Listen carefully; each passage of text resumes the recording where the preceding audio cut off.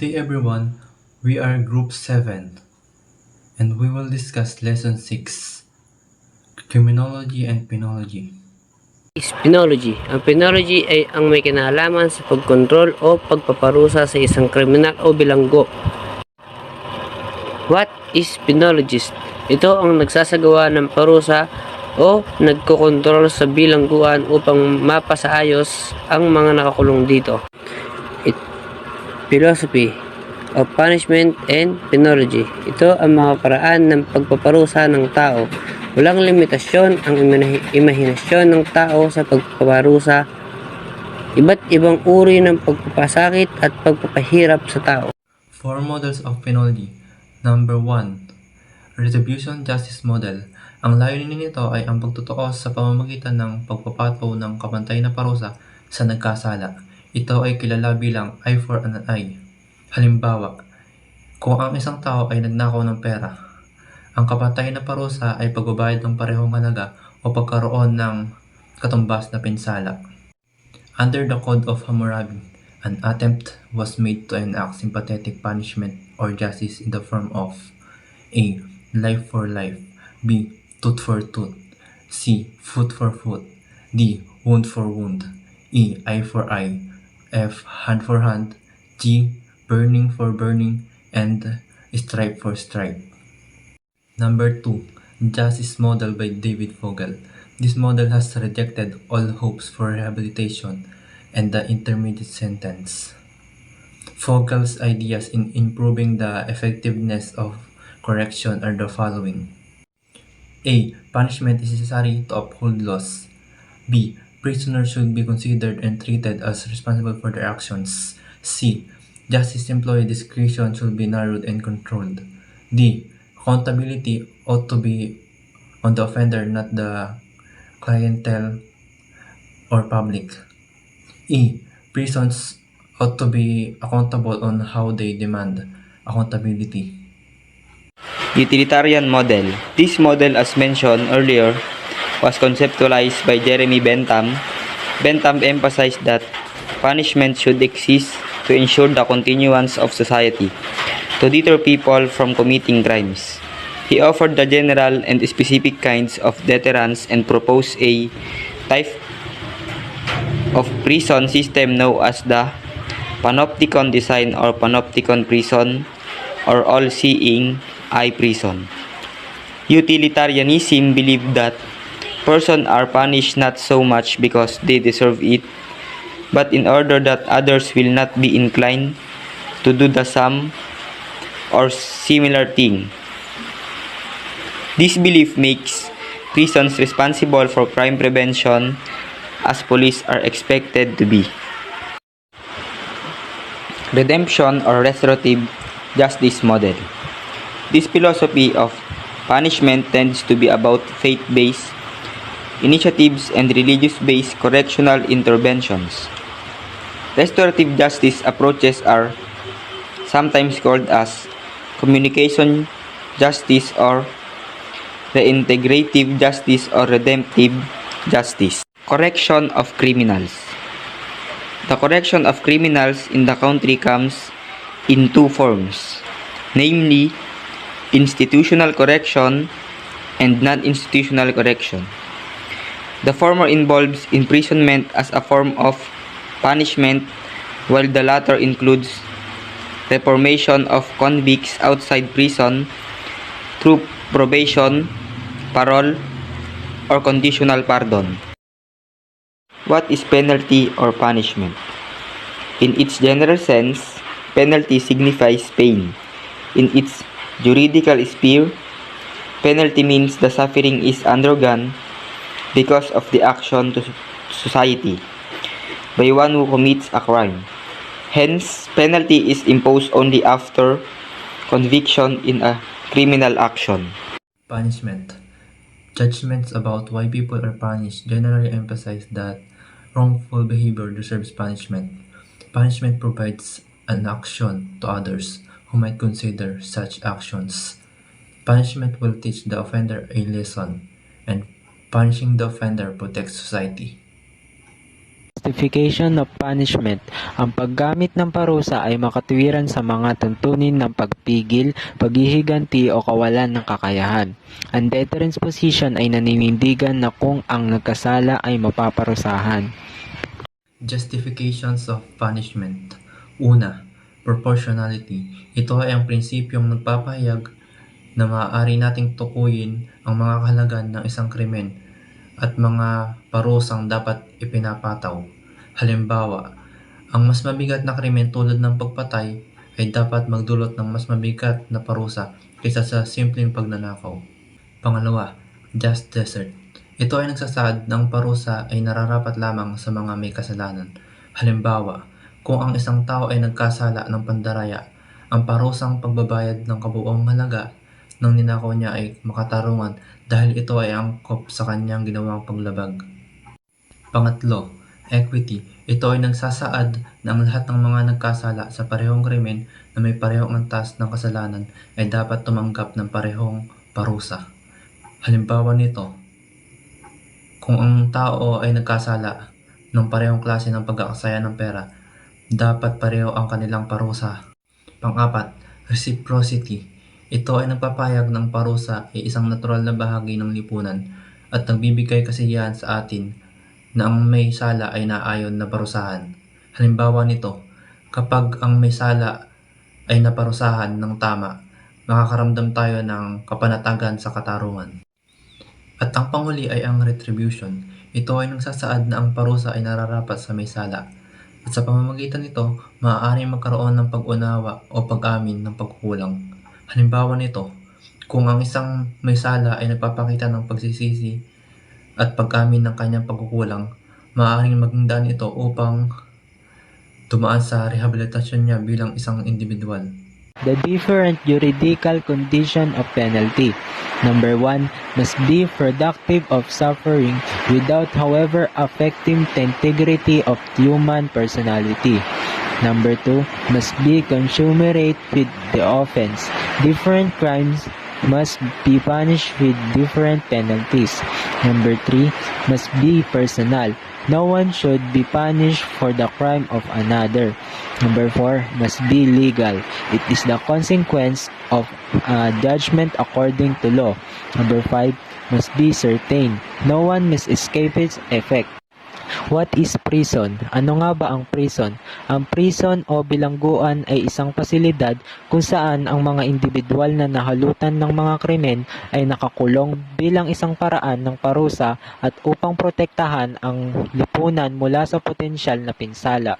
Ito ay isang kapaligiran kung saan ang mga bilanggo ay nagsisilbi sa kanilang mga asistensya na maaaring magtagal depende sa kalubaan ng kanilang mga krimen at sa legal na sistema ng bansa. Purpose of prison. Una, punishment. Ang unang layunin ng bilangguan ay ang pagbibigay ng parusa sa mga nagkasala. Ito ay upang bigyang katarungan ang kanilang mga ginawang kasalanan sa lipunan. Halimbawa nito, ang pagkakabilanggo ng isang tao na nagkasala ng pandarambong ay isang paraan ng pagpaparusa sa kanilang mga kilos. Pangalawa, deterrence. Ang pangalawang layunin ay ang pagpipigil o pag-alis ng insensitibo sa mga taong gumawa ng krimen.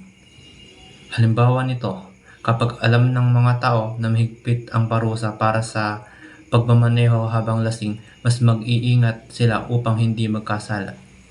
Pangatlo, rehabilitation. Ito ay naglalayong tulungan ang mga bilanggo na baguhin ang kanilang mga asal at makabalik sa lipunan na mga produktibong miyembro. Halimbawa, sa pamamagitan ng edukasyon at vocational training sa loob ng bilangguan, nagkakaroon ang mga bilanggo ng pagkakataon na magbago at makahanap ng makabuluhang trabaho paglaya nila. Mga responsibilidad ng mga bilangguan. Number 1, pag-iingat ng lahat sa bilanggo. Number 2, pagpapanatili at pagpapabuti ng kapakanan ng lahat na nakakulong. At ang huli, pagganap ng mga layunin na may pinakamataas na kahusayan at ekonomiya. Bureau of Correction in the Philippines. Number 1, San Ramon Prison and Penal Farm. Number 2, Iwahig Prison and Penal Farm. Number 3, Correctional Institution for Women. Number 4, Davao Prison and Penal Colony. Number 5, New Bilibid Prison. Number 6, Sablayan Prison and Penal Farm. And last, Leyte Regional Prison. Good day everyone, I'm Jude Angelo Serapio and I will discuss rehabilitation programs and executive clemencies. What is rehabilitation? Rehabilitation means to restore to useful life sa pamamagitan ng therapy at edukasyon o pagbabalik sa magandang kalagayan, operasyon o kakayahan. Sa pamamagitan ng rehabilitasyon, layunin nito na baguhin ang isang kriminal upang maging kapaki-pakinabang sa sarili at sa lipunan. Process of classification. Classification is a method by which diagnosis, treatment, planning, and execution of treatment programs are coordinated in the individual case. The following are the 3 phases of classification process. A. Diagnosis. This phase involves assessing and identifying the needs, risks, and characteristics of an individual. Ang halimbawa nito ay sa loob ng bilangguan, maaaring magkaroon ng isang psychologist na nag-iimbestiga at nagsasagawa ng mga pagsusuri at interview sa bilanggo upang malaman kung may mga isyu itong pangkalusugan sa pag-iisip o problema sa pag-aabuso sa droga. Ang pagdadiagnose ay nagbibigay daan para sa plano ng paggamot. B. Treatment planning. After diagnosis, a treatment plan is developed to address the identified issues. It outlines specific goals, interventions, and services that will be provided to the individual to support their rehabilitation.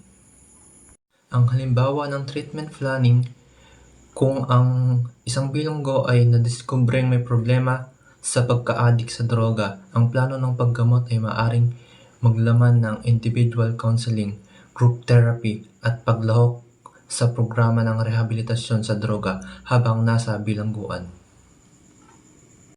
C. Executive of treatment programs. This phase involves implementing the treatment plans and providing the necessary interventions and services to the individual. Halimbawa, sa konteksto ng executive clemency, kung ang isang tao ay pinayagan na makalaya sa ilalim ng kondisyon ng kanilang rehabilitasyon, ang yugtong ito ay naglalaman ng pagmamonitor sa kanilang progreso sa komunidad. Pagsisiguro na sila ay nag-a-attend ng counseling at mga programa ng suporta at pagtulong sa kanilang muling pag-integrate sa lipunan. Rehabilitation programs in prisons. A. Employment of prisoners. Ang mga bilanggo ay maaaring bigyan ng pagkakataon upang makapagtrabaho sa loob ng bilangguan. B. Religious services. Pagkakaroon ng serbisyong panrelihiyon para sa mga bilanggo. C. Educational program. Pag-alok ng mga programa para sa edukasyon ng mga bilanggo. D. Recreational program. Aktibidad upang mapanatili ang kahusayan at moral ng mga bilanggo. E. Library services. Pagkakaroon ng aklatan sa loob ng bilangguan. F. Food services. Pagkaalok ng masustansyang pagkain para sa mga bilanggo. G. Health and medical services. Paggamot at serbisyong pangkalusugan para sa mga bilanggo. H. Counseling. Para sa mga bilanggo upang matulungan silang magbago.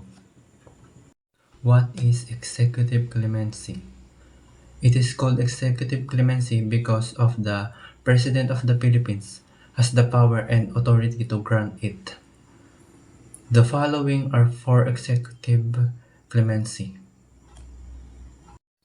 Number 1. Pardon. Ang pardon ay ang pagpapatawad sa isang krimen at ang parusa na kaakibat nito. May 2 uri ng pardon. A. Absolute pardon. Ito ay binibigay ng walang anumang kondisyon. B. Conditional pardon. Ito ay binibigay ng may mga kondisyon na kailangang sundin ng isang tao. Number 2. Amnesty.